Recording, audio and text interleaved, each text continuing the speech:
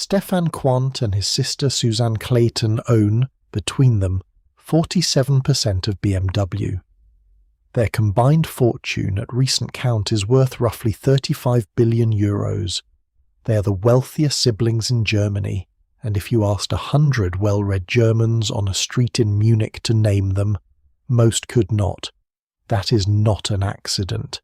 That is a strategy, refined over 3 generations, and it has held for 60 years.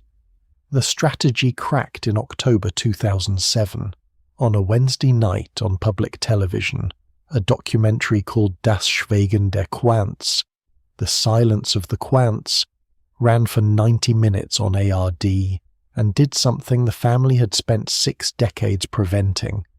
It named the factories, it named the camps, and it named Herbert Quandt, the stepson who rescued BMW in 1959, and is celebrated in every German business textbook as a post-war visionary, placing him personally on the floor of a slave labour plant during the war. The film didn't editorialise. It didn't need to. The Quandts refused to appear in it, refused comment, and afterward, for the first time in their family's history, commissioned an outside historian to open the archives. That study, when it landed in 2011, ran to 1,200 pages.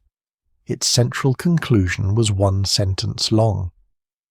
The Quandts were linked inseparably with the crimes of the Nazis. The family paid for that sentence to be published under their own name. It took them until the 21st century to say it.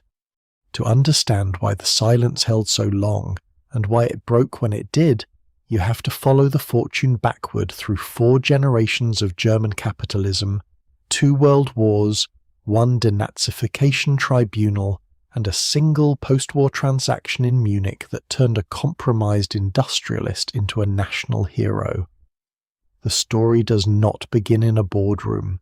It begins in a small Brandenburg town that smelled of wool dye and river water, in a house above a textile shop, in the last decade of the 19th century. Consider, first, what a fortune of this scale actually means. 35 billion euros is a number so large it stops being a number and becomes an abstraction, so translate it. It is enough, at the current German minimum wage, to pay every worker in the city of Hamburg for over a decade. Measured against the German economy as a whole, the Quandt siblings' share of national wealth places them in a category the United States has not seen since the breakup of Standard Oil. In American terms, they are what the Rockefellers were before the Trustbusters arrived. But the Rockefellers wrote memoirs. They funded universities under their own name. They sat eventually for the cameras and answered the questions. The Quandts do not. Stefan Quandt has given, over the entire span of his adult life, a handful of interviews, most of them tightly circumscribed and focused on BMW's supervisory board. Susanne Clayton, chemist by training and by temperament, appears in public still less often. There is no authorized biography of either sibling. There is no Quandt Foundation lecture series, no Quandt library at a major German university carrying the family name in gold letters over the door. The internal family history, printed for private circulation, is said by those who have seen it to run several hundred pages. The Second World War occupies fewer than a dozen of them. That's the paradox. A fortune of Rockefeller scale, still compounding in the present, still buying research firms and biotech stakes and BMW shares, has no publicly acknowledged origin story. And the reason it has no origin story isn't that the records were lost. The records are extensive. The AFA corporate archives survived the war, the denazification files survived the war, and survivor testimony survived the war, in oral histories, in court transcripts, in the black notebooks of investigators from 4 different Allied jurisdictions. The material was there. The family simply declined to engage with it, and for 60 years that was enough. There's a specific quality to old money German silence that the English language doesn't quite have a word for. It isn't denial, because denial is loud, and it isn't repression, because repression forgets. It's a deliberate administered quiet, maintained by lawyers, by press officers, by the choice of which questions never get asked because the interviewer already knows they won't be answered. Journalists in Frankfurt and Munich learned, over the decades, that a Quandt profile was a favour granted, not a story pursued, and the price of the favour was the omission of certain years. Those years were 1933 to 1945. The historian Joachim Scholtisek, who led the 1,200-page study the family finally commissioned, put it in the plainest possible terms. The family patriarch was part of the regime. That patriarch was Günther Quandt. He was not a fanatic. He was not, in any meaningful ideological sense, a Nazi. He was something in some ways more useful to the regime and more dangerous to a post-war reckoning. He was a businessman who found the Third Reich profitable and who understood, with the same clarity his father had brought to the wool trade, that a state at war needs suppliers and pays them well. To find where that clarity came from, you have to go back to Pritzwalk. Pritzwalk sits in the northwest of Brandenburg, on the Dümnitz River, a small town of perhaps 6,000 souls at the turn of the last century, dominated by two industries, wool and beer. The Quandts were in wool. Günther's father, Emil Quandt, had come up through the trade as a young man and then done what ambitious young men in provincial towns did in the German Empire. He married well.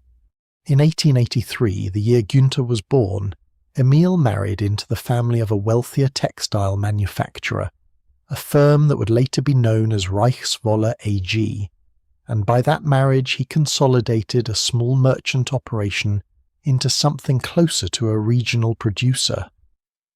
The Quandt boy grew up above the shop, in a household where the ledger was read aloud at breakfast, and where the smell of the dye works never entirely left the fabric of his clothes. Günther took over the family business in 1900, at 19 years old. He was, by every account that survives, methodical rather than brilliant, patient rather than bold. He didn't gamble, he watched. When the war came in 1914, he did what his father had trained him to do. He looked at what the German state was suddenly desperate to buy, and he sold it to them. Uniforms. Every soldier in every trench needed a coat, a shirt, a set of trousers, a blanket. The Imperial German Army mobilized more than 13 million men over the course of the Great War, and each of those men had to be clothed at a scale the pre-war textile industry had never contemplated. Quandt's mills ran to capacity and then beyond. Government contracts flowed in through the procurement offices in Berlin. By 1918, when the armistice was signed and the Kaiser abdicated and the map of Central Europe began to redraw itself, Günther Quandt, not yet 40 years old, was a wealthy man. Wealthy, but not yet the sort of wealthy that mattered. Textile fortunes in Weimar Germany were vulnerable because fashion turned, import tariffs shifted, and the war had ended, taking the state's appetite for uniforms with it. A less careful man might have sat on his winnings and watched them evaporate in the inflation that was already beginning to eat through the mark. Quandt did the opposite.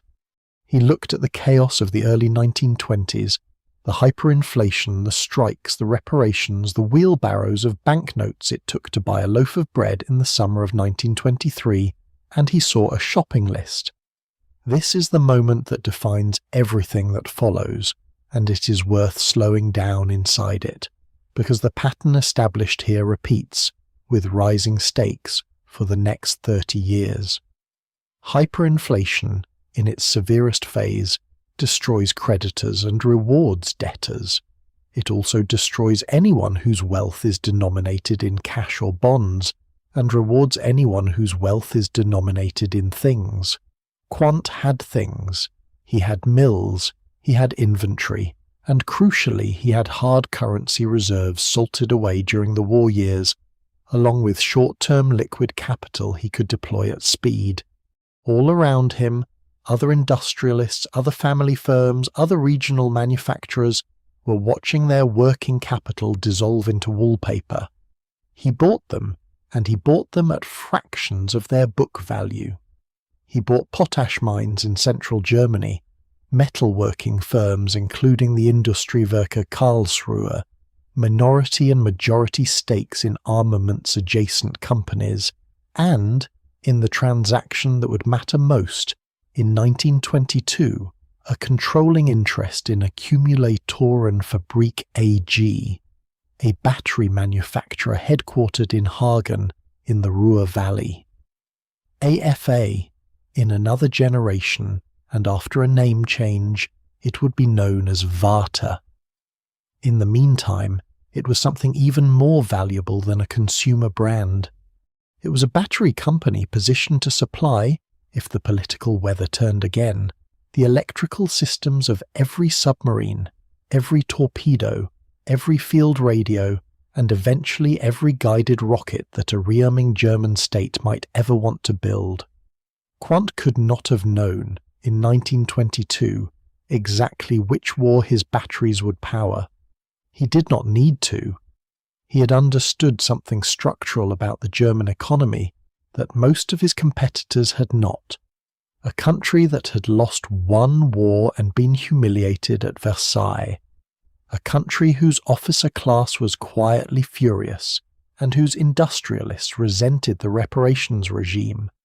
A country that was, in its politics, already visibly unstable, was going to need certain kinds of industrial capacity again.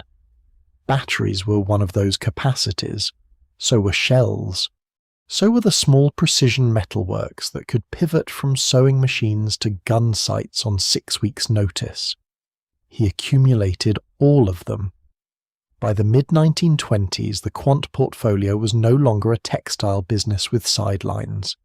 It was a diversified industrial holding company, with early positions in BMW and Daimler-Benz, sitting alongside AFA and the metalworks and the potash. The historian David de Jong, who has written extensively on the German industrial dynasties of this period, describes the Quandt trajectory as a remarkable transformation, from provincial cloth merchants in 2 generations to industrial magnates, operating at the top tier of the Weimar economy. The word remarkable does some work there. It is neutral. It leaves open the question of whether what was remarkable was the skill, or the ruthlessness, or the timing, or the willingness to profit from other men's ruin. What is not in dispute is the mechanism.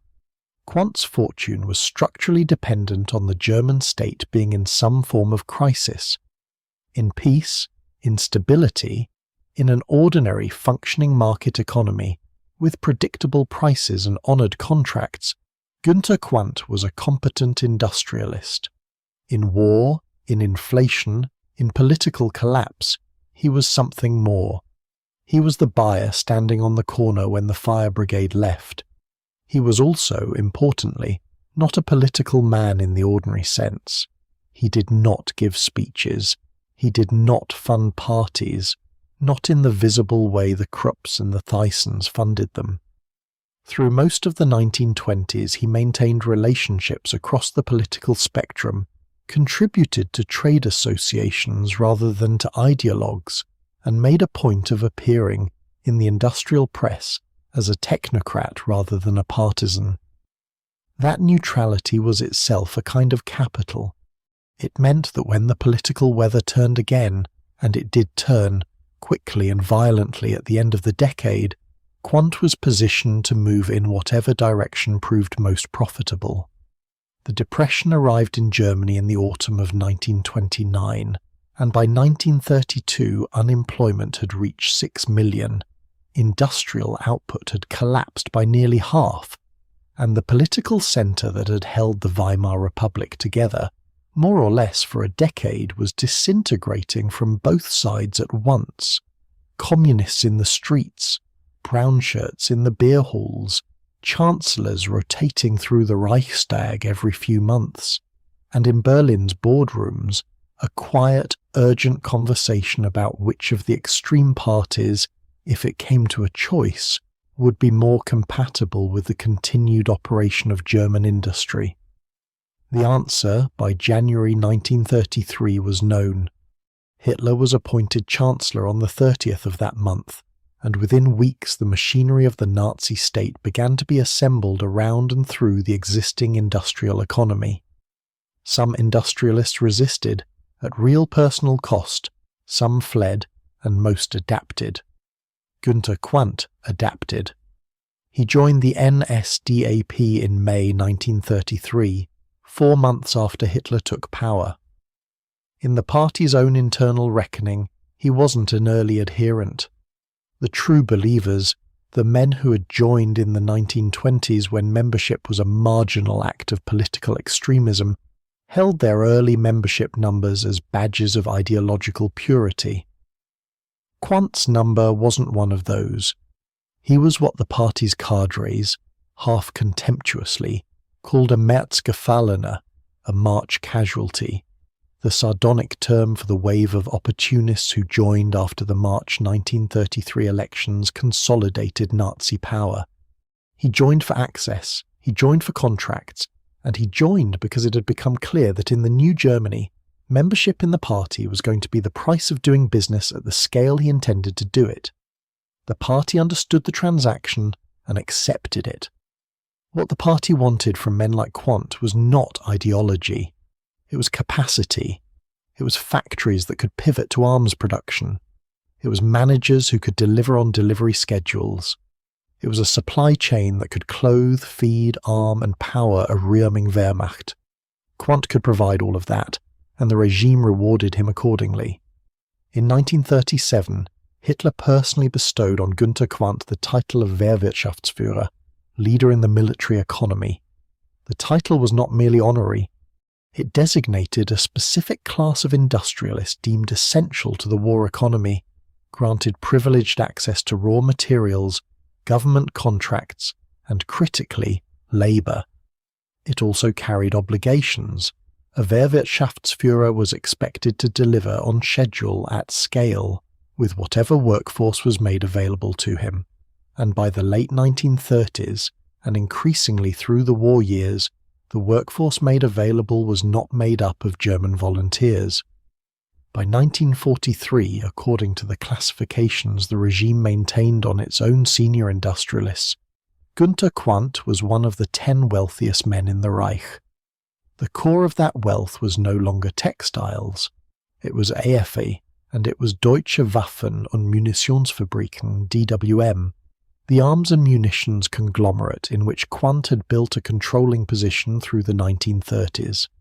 AFA produced the batteries that powered German U-boats prowling the North Atlantic. It produced the batteries that guided 2 rockets onto London. DWM produced the small arms, the ammunition, the machined components that armed millions of German soldiers on multiple fronts.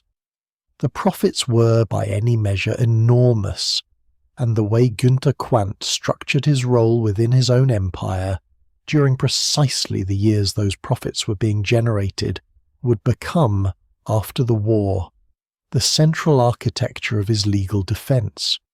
He did not run the factory floor. He ran the holding company. He sat mostly in Berlin. He met with ministers, signed off on capital allocations, reviewed quarterly figures, and travelled between plants only occasionally, and when he did, he moved through the executive offices, not the shop floors. The daily operation of AFA's plants in Hagen and Hanover and DWM's facilities scattered across the Reich was delegated to plant managers, to technical directors, and, increasingly as the war ground on, to the next generation of the Quandt family being trained to inherit the empire. That structural distance, that layer of managerial insulation between the patriarch and the machinery, was the innovation. Later, when the Americans arrived and the tribunals convened and the questions began to be asked, Quandt would produce an account of himself in which he was a distant supervisor, a corporate officer, a man who had signed papers he had not fully read and issued orders he had not fully understood. He would point, when pressed, to a brief arrest by the Nazi authorities in 1933 on a commercial matter, and reframe himself with the assistance of expensive counsel as a victim of the regime rather than a beneficiary of it. It was not, on its face, a plausible defence. It did not need to be plausible. It needed only to be procedurally workable within a denazification system already collapsing under the weight of its own caseload. But that comes later. What matters, in the war years themselves, is what was happening inside the factories the ledger books kept at a polite distance. The AFA battery plants at Hagen, in the Ruhr, and at Hanover, in Lower Saxony, were not ordinary factories. They were, by the middle years of the war, essential nodes of the German war economy, running at maximum capacity 7 days a week on rotating shifts. The demand for submarine batteries alone was insatiable. Every U-boat that slipped out of Kiel or Lorient carried tons of AFA cells in its lower hull, and every U-boat lost at sea, and hundreds were lost, meant another order to replace them. The V2 program, ramping through 1943 and 1944, added another line of demand. Guided rockets require batteries too. The workforce that met that demand was drawn, increasingly, from sources the pre-war economy would have found unthinkable. Prisoners of war, civilians deported from occupied territories in the East, and by the last years of the war, concentration camp inmates delivered to the plant gates by the SS on contract terms, negotiated between corporate management and camp administrators. The conditions in the AFA plants were, even by the standards of the Nazi forced labour system, severe. Battery manufacture at that scale involves lead. It involves acid. It involves fumes and dust and prolonged exposure to compounds that cause, in a healthy workforce with protective equipment and shift limits and medical monitoring, occupational disease over years.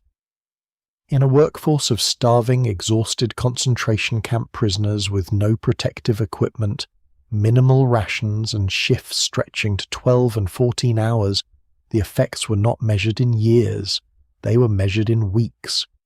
One survivor of the Hanover AFA plant, a Norwegian named Carl Adolf Sørensen, later testified that SS guards at the site told inmates directly, without euphemism, that they should not expect to survive more than 6 months.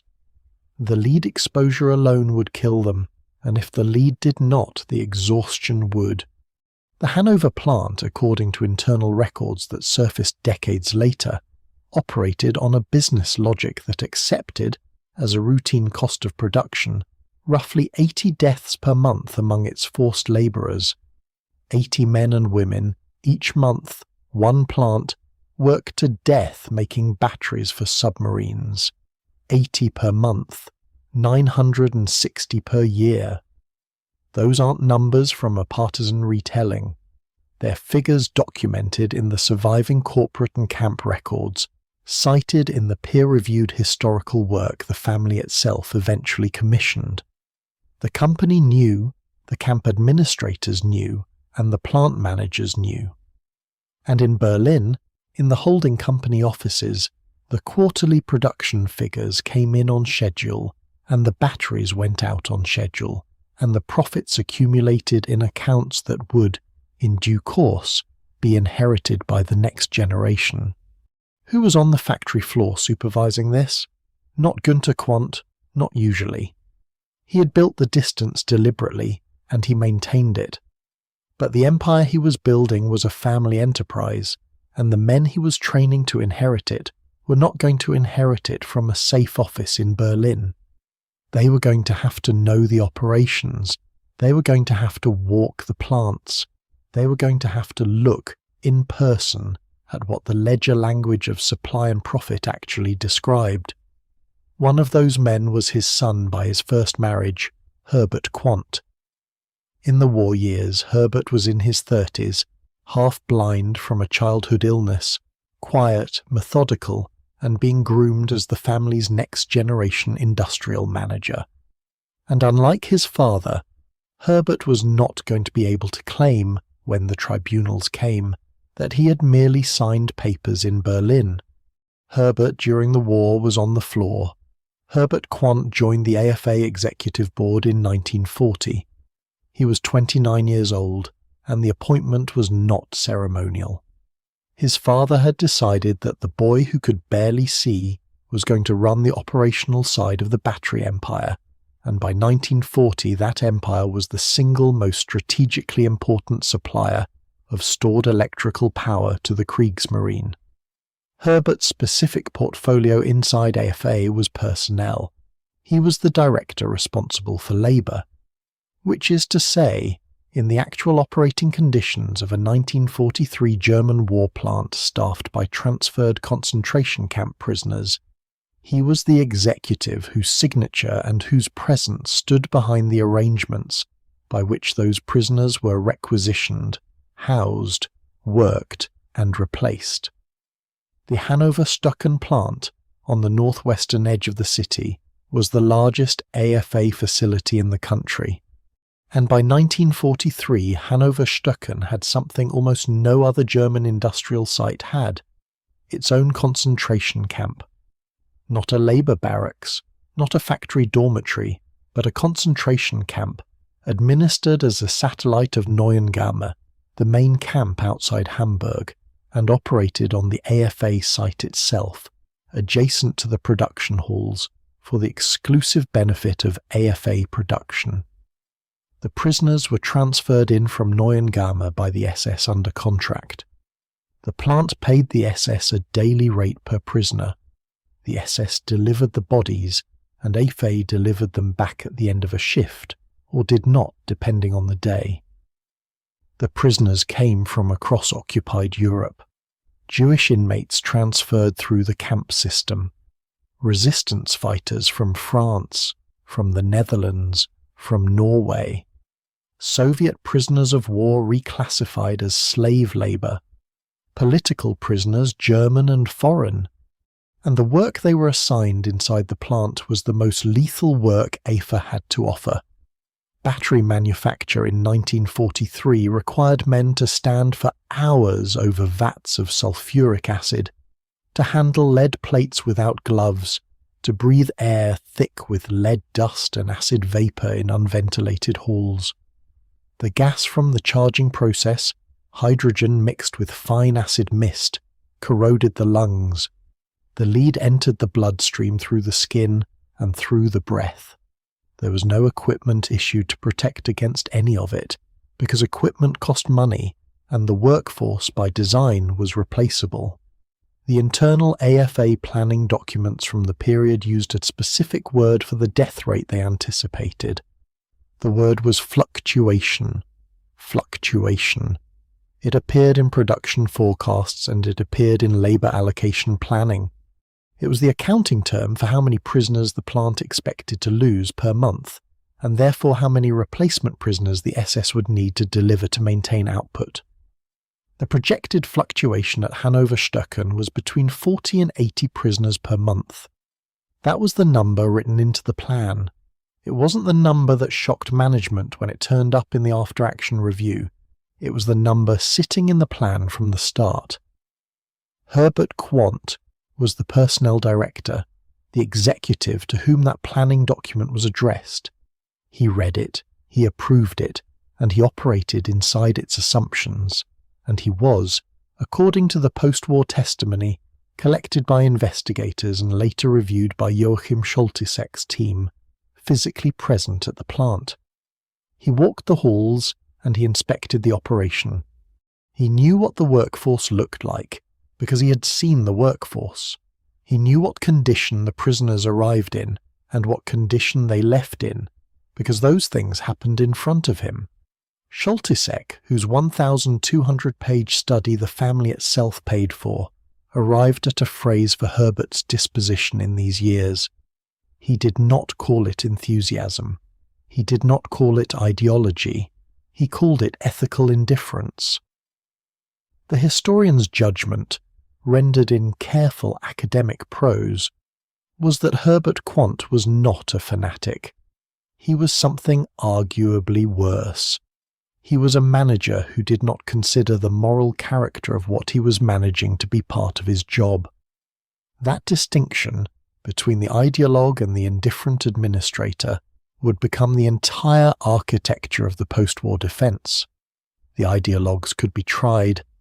The administrators, if they were quiet enough and kept their names off the loudest documents, could go home. But before we get to how they went home, hold the image in place. A plant on the edge of Hanover, in the third year of a war Germany was starting to lose. Inside the wire, prisoners in striped uniforms, thin, shaved, sick, moving lead plates in acid air. Outside the wire, but on the same property, the plant's administrative offices, where the personnel director's staff processed the weekly head count. And moving between the two on inspection tours, a quiet young man with thick glasses, following the operation because his father, still in Berlin, expected him to know the business. The batteries produced at that plant powered the U-boats sinking convoys in the Atlantic. The submariners the boats carried, drowning by the thousand in the cold, were also part of the fluctuation. The whole war economy, from the acid vats at Hanover to the ocean floor off Nova Scotia, ran on the same accounting principle. That plant kept operating almost to the end. The final months, as the Allied advance moved through Western Germany, produced a chaos of evacuations, forced marches, and abandoned records that would later work in the family's favour. Some of the worst evidence was destroyed, some was scattered, some was buried in filing systems that would not be reviewed for another 60 years. When the American army arrived in the areas where the AFA plants had operated, they found production halls, damaged but recognisable, and they found evidence of the concentration camp on site, and they began, in the summer of 1945, to piece together what had happened there. Günther Quandt was arrested by American forces in the summer of 1946.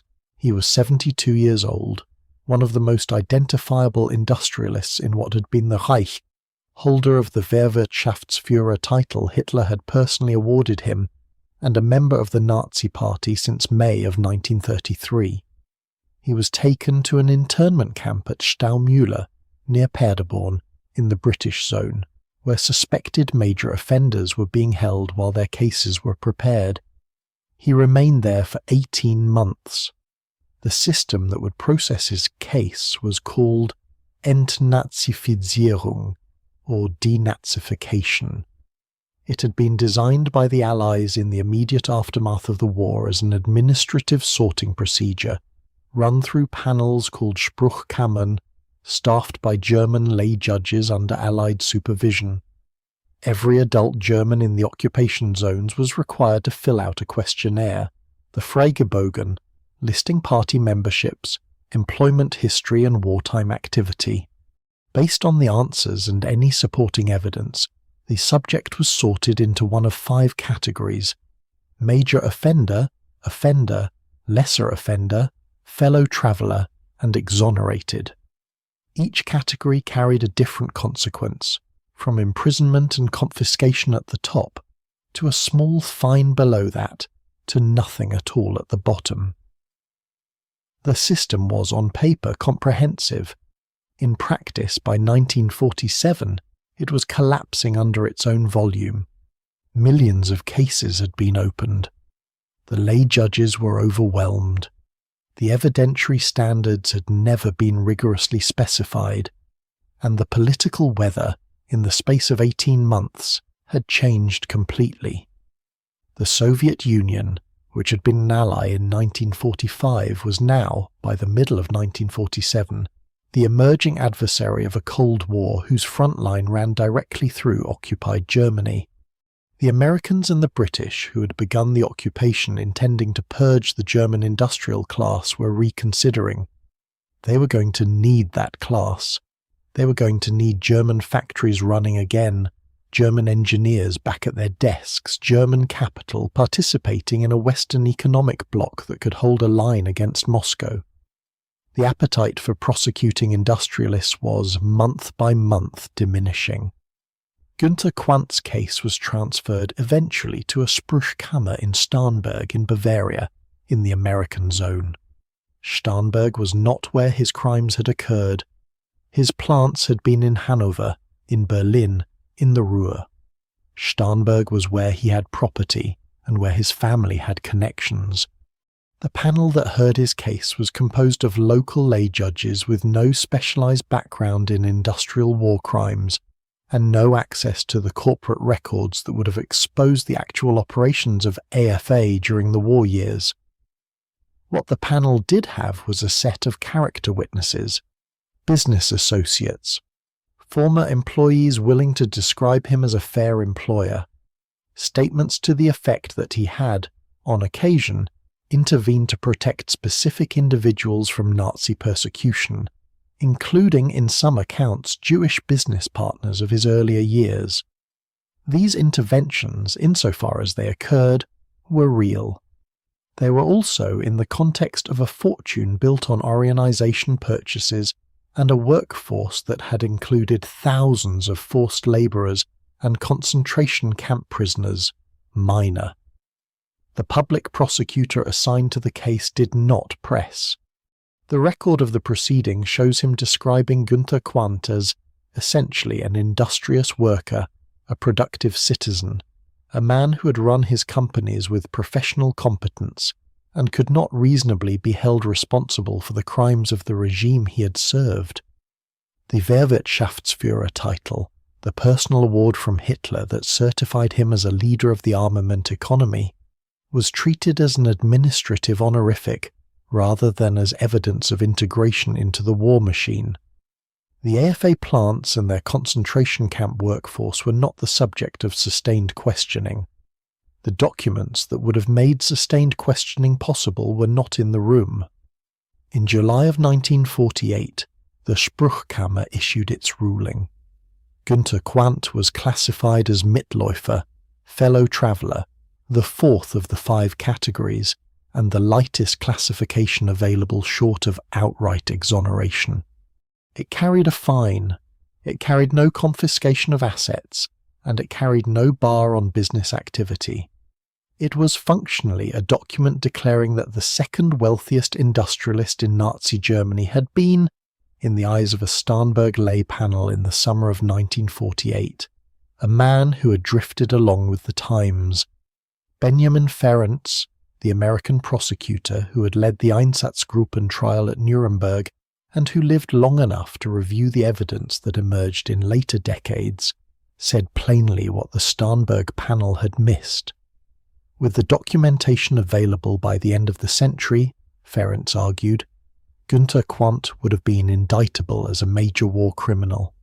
His case would have belonged in the same category as Alfred Krupp, who was in fact tried at Nuremberg, convicted, sentenced to imprisonment and confiscation of his fortune, and then, in 1951, pardoned and restored to his industrial holdings as the American occupation calculus shifted. Ferencz's judgment, delivered in retrospect, was not that Quandt was borderline. It was that Quandt escaped through a hole in the sieve. By 1949, Günther Quandt was back at work. His holdings, dispersed but intact, had been preserved through the internment in the proceedings by managers and family members who had continued to run the enterprises in his absence. The Deutsche Mark had been introduced the previous year, sweeping away the wartime currency and providing a clean monetary starting line for what would become the West German economic recovery. The Federal Republic of Germany was declared in May, and Günther Quandt, aged 74, resumed his position at the head of an industrial fortune whose legal status was, as of that summer, entirely rehabilitated. A German citizen in good standing, fine paid, passed behind him, factories humming back to life. He would live another 5 years. He died in 1954 at a spa in Cairo of heart failure at the age of 73. His will divided the fortune between his 2 sons from his 2 marriages. Herbert, from the first marriage, received the industrial core, AFA, later renamed Varta, and the associated battery and armament holdings. Harold, from the second marriage, received the stakes in Daimler-Benz and the other automotive positions the family had accumulated. Both inheritances were substantial, and both were, by any measure, among the largest private fortunes in the young Federal Republic. And neither, on paper, carried any lien, any restriction, or any legal shadow from the source of the wealth. The Mitläufer classification had done its work, and the estate passed cleanly. Herbert Quandt was 44 years old when his father died. He'd come out of the war without being interned, without being charged, without being called to answer for his role at Hannover Stöcken or anywhere else. His personnel directorship at AFA had somehow not attracted the attention that his father's Wehrwirtschaftsführer title had. He had gone home. He had continued to work, and by the middle of the 1950s he was operating as the principal of a large and diversified industrial holding, a quiet man with thick glasses and progressive vision loss, moving through the boardrooms of West German capitalism as one more inherited industrialist among many. The West Germany of the 1950s was full of such men. The Wirtschaftswunder, the economic miracle, was in full swing. Factories that had been bombed to rubble in 1945 were producing again by 1950. The workforce that had been demobilized from the Wehrmacht was back at the assembly lines, and the ownership class that had run the German war economy, with a handful of prominent exceptions, was largely the same ownership class now running the West German recovery. The country did not have the option, in practical terms, of purging its industrialists and starting over. It needed the factories running. It needed the exports flowing. It needed above all a functioning capitalist economy that could serve as the Western anchor of the Cold War alliance. The Quandts were not unusual. They were in this respect representative. But Herbert had one problem the other quiet industrialists mostly did not have. His name, and his father's name, had been prominent enough during the war that anyone who cared to look could reconstruct at least the outlines of what the family had done. The Mitläufer ruling protected them legally. It did not protect them from memory, and in the German press of the 1950s and 1960s, memory was thin, but it was not zero. There were journalists who knew. There were survivors who remembered. There was, somewhere in the archive, the paper trail from Hannover Stöcken. What the family needed in the long run was not another legal ruling. It was a story strong enough to sit on top of the record, to become the version of the Quandts that appeared in encyclopedias and business magazines and eventually corporate histories. A story that would explain, without requiring anyone to look further, why this family was rich and why that wealth was theirs. The story arrived in December of 1959, and it arrived at the annual general meeting of a struggling Bavarian automobile company that most people at the time did not expect to survive the year. BMW in 1959 was in a condition that its current market position makes almost impossible to imagine. The company was, in operational terms, insolvent. Its product line was a catastrophe. At the top it built the 501 and 502, large luxury sedans nicknamed the Baroque Angels for their swelling curves, expensive to manufacture, priced beyond the reach of the recovering West German middle class, and outsold by Mercedes-Benz in every category they entered. At the bottom, it built the Isetta, a bubble-shaped microcar with a front-opening door, licensed from an Italian firm, cheap, ingenious and profitable per unit, only in volumes BMW could not sustain. Between the luxury cars nobody bought and the microcars that could not fund the company, there was almost nothing. A middle-class family sedan, the segment Mercedes had captured and Volkswagen was expanding into, was precisely what BMW did not have. The board and the principal creditor, Deutsche Bank, had reached a conclusion by the autumn of 1959. BMW could not continue as an independent company. It needed to be absorbed, its factories rationalized, its remaining assets folded into a larger and healthier enterprise. The obvious buyer was Daimler-Benz. Mercedes had money, Mercedes had scale, and Mercedes was willing. A deal was structured. The proposal would be presented at the annual general meeting on the 9th of December 1959. A shareholder vote would ratify it, and BMW, one of the older names in German automotive engineering, would cease to exist as an autonomous firm. The meeting, held in Munich, did not go as the board expected. Small shareholders, many of them BMW dealers, employees, and enthusiasts who had bought stock as an act of loyalty, raised procedural objections. The workforce, backed by the Metalworkers' Union, pushed back publicly. The specifics of the valuation were challenged. The vote, when it finally came, did not deliver the majority the board had counted on.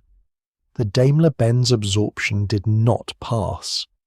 The meeting adjourned in disarray, and BMW, insolvent and unabsorbed, faced the beginning of 1960 with no plan. Into that vacuum stepped Herbert Quandt. He was already a significant BMW shareholder, having accumulated stock in the years since his father's death. In the weeks after the failed general meeting, working through advisors and intermediaries because his vision by this point required it, he assembled a recapitalization plan. He would commit personal capital on a scale that would restructure the company's balance sheet in exchange for a controlling equity position. The banks would restructure the debt. The workforce would accept certain restructuring terms, and BMW, saved from Daimler-Benz, would attempt to build the middle-class sedan it had failed for a decade to build. The plan worked. The car that emerged from it, the BMW 1500, launched in 1961, defined the segment BMW has occupied ever since. The company survived, then recovered, then grew into one of the most valuable automotive enterprises in the world. And Herbert Quandt, the quiet man with the thick glasses, became, in the corporate memory of BMW and in the business press of the Federal Republic, the industrial savior of a national treasure, the rescuer of BMW, the visionary who saw what the board and the bank had not seen, the industrialist of courage and personal conviction. The rescue was real, the capital was real, and the risk was real. And the outcome for BMW and for its workforce, and for the Bavarian economy, and eventually for the German export sector, was consequential in ways that are not diminished by anything else in the record. Herbert Quandt did save BMW in 1959, and the German automotive industry today is different because he did. But the rescue also did something else, something the family could not have designed more usefully if they had tried. It gave Herbert Quandt a public identity that stood entirely apart from Hannover Stücken. Wehrwirtschaftsführer, personnel director, satellite camp, fluctuation of 80 per month, none of that was in the BMW story. The BMW story began in 1959. It began at a shareholder meeting in Munich. It began with a quiet, half-blind industrialist who loved automobiles and saved a company. That was the story that entered the newspapers. That was the story that entered the business schools. That was the story that, 40 years later, would appear on the BMW corporate website, in the museum in Munich, in the anniversary publications, and in every profile ever written of the family that owned the largest block of its shares. 16 years separated 1943 from 1959.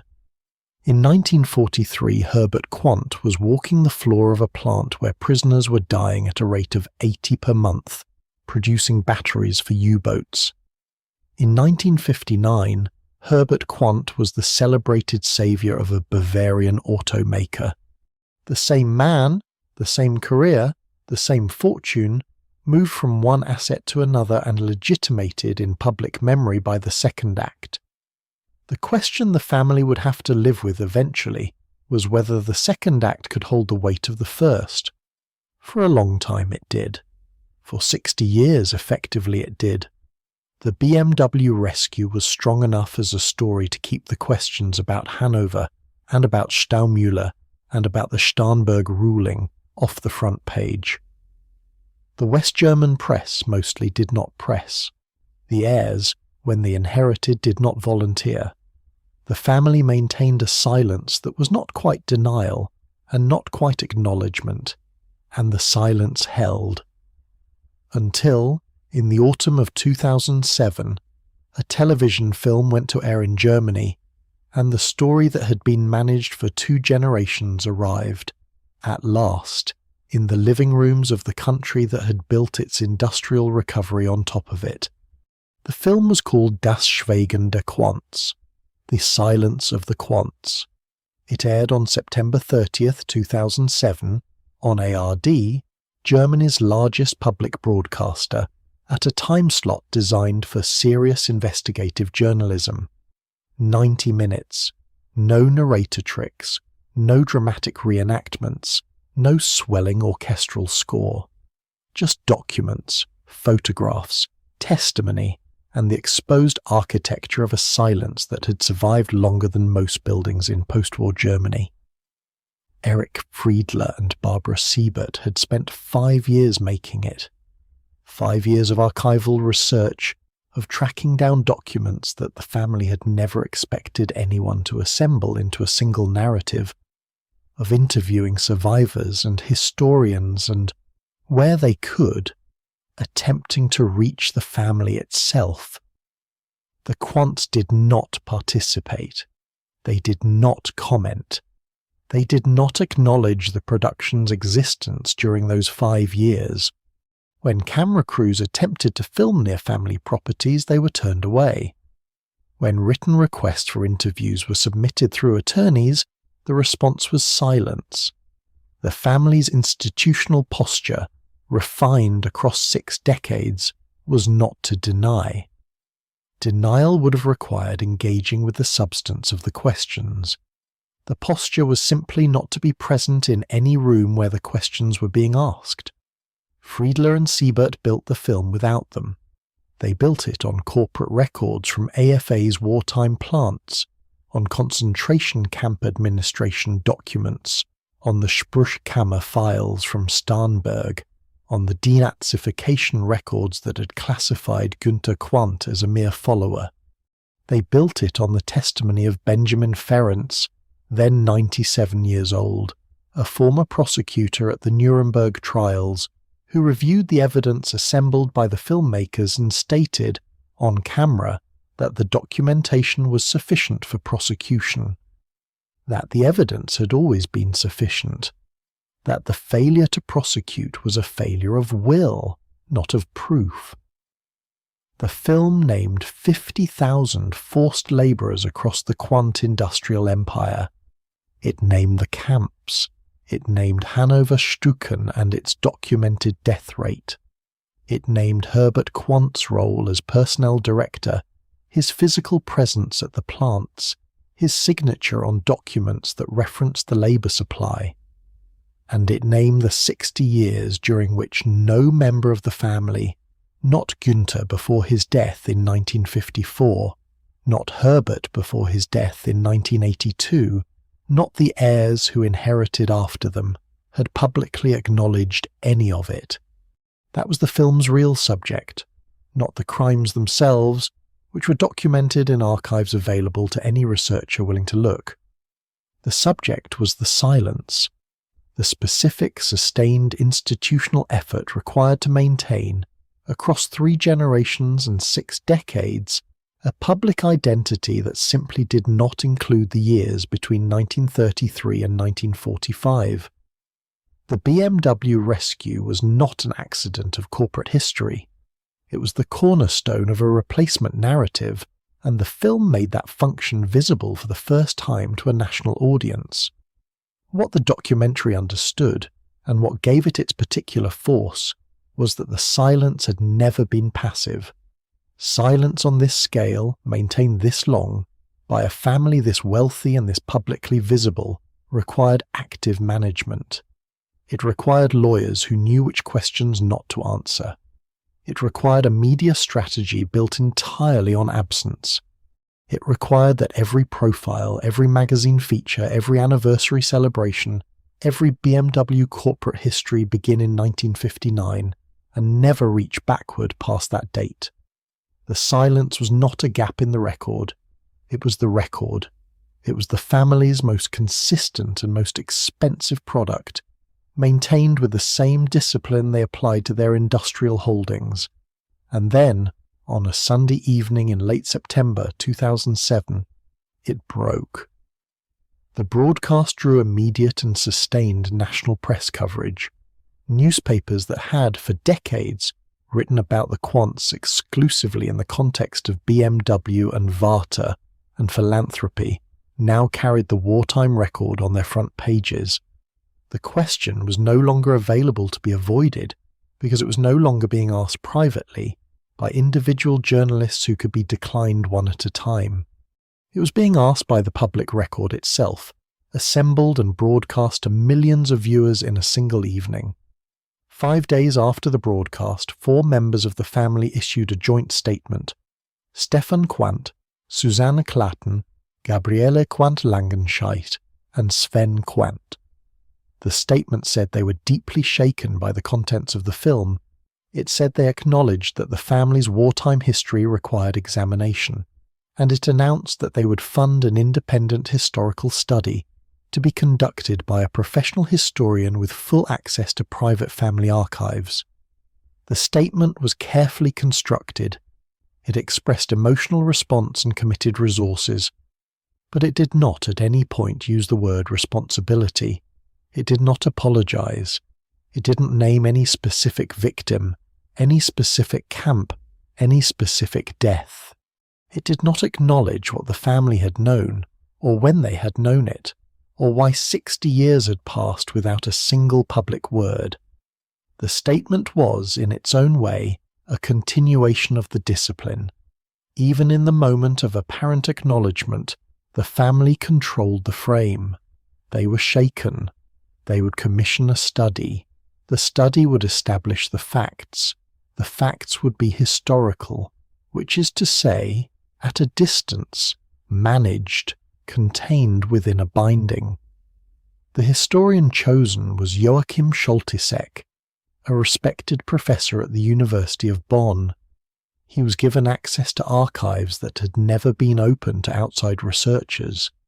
He worked for 4 years. In 2011, he published the result, a 1,200-page study titled Der Aufstieg der Quandts, The Rise of the Quandts. Its conclusion was unambiguous. The Quandts, Scholtisek wrote, were linked inseparably with the crimes of the Nazis. The family's wartime industrial operations had exploited approximately 50,000 forced labourers. The conditions in their plants had been brutal, the death rates documented, the knowledge at the executive level beyond reasonable dispute.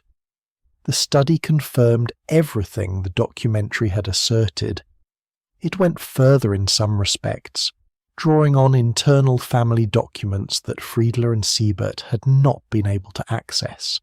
And it was published, and it was reviewed in the press, and the family acknowledged its conclusions.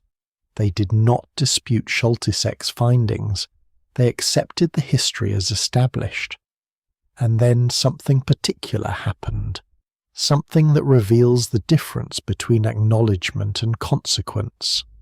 The study was published. It sat on shelves, entered the academic record, and was cited in subsequent scholarship, and the family continued, exactly as before.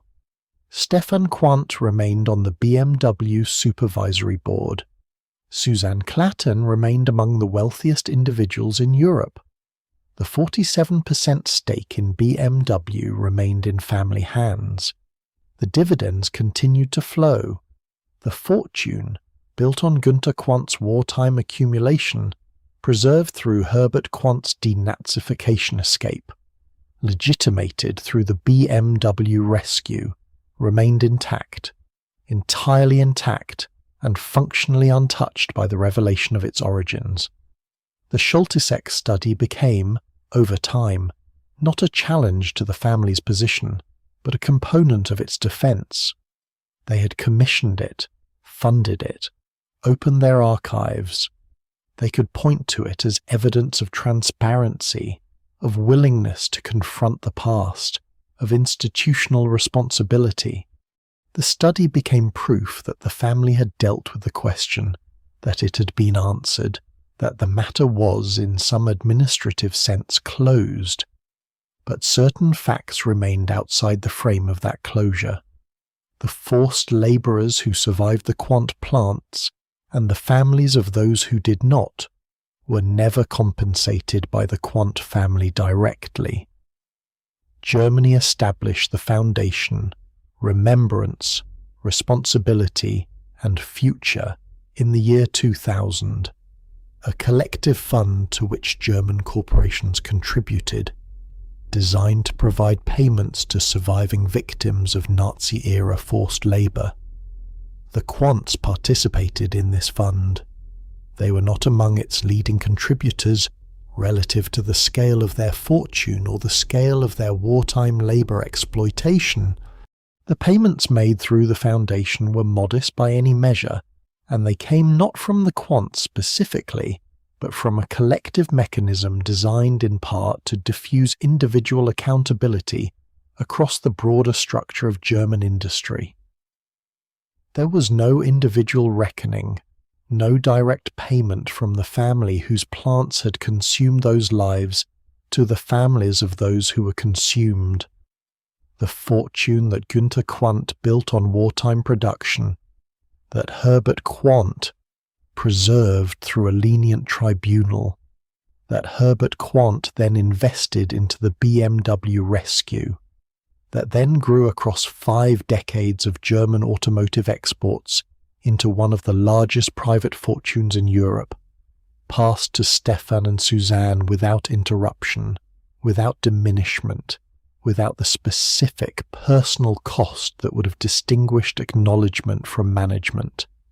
Today, BMW builds electric vehicles. It markets itself on sustainability, on the future, on clean energy and responsible manufacturing. The company's heritage materials celebrate the 1959 rescue. Herbert Quandt's name appears in the BMW Museum in Munich. The family holds its supervisory board seats quietly, votes its shares quietly, collects its dividends quietly. Stefan Quandt and Suzanne Klatten do not give interviews about the wartime period. They do not give interviews about much of anything. The silence has not ended. It has evolved. It was once the silence of denial, of refusal to acknowledge what the archives contained. Now it is the silence of completion, of a process concluded, of a study commissioned and published and shelved. The silence once meant, "We will not speak of this." Now it means, "We have spoken, and there is nothing further to say." Scholtisek himself noted that Günther Quandt's ambition was such that no room remained for fundamental questions of justice and morality. The observation was made about the patriarch, about the wartime years, about the specific conditions under which 50,000 people were worked in factories that bore the Quandt name. But the sentence carries further than its author may have intended. because the structure Günther built, the institutional habit of separating profit from its human cost, of maintaining distance between the decision and the consequence, survived him. It survived Herbert. It survived the documentary and the study and the public acknowledgement. It is in some sense the family's most durable inheritance. Not the BMW shares or the dividend income, but the capacity to hold the fact of the fortune and the fact of its origin in separate rooms, and to live comfortably in only one of them. 35 billion euros, 47% of BMW. Two siblings who appear on no talk shows, give no speeches about the past, make no pilgrimages to Hanover Stöcken. A 1,200-page history, commissioned, published, acknowledged, and closed.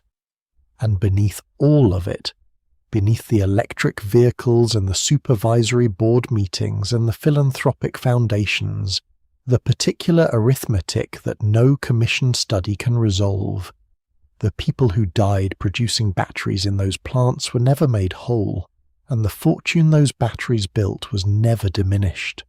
And the distance between those two facts is the space the family has always lived in. They have given it a name now. They call it history.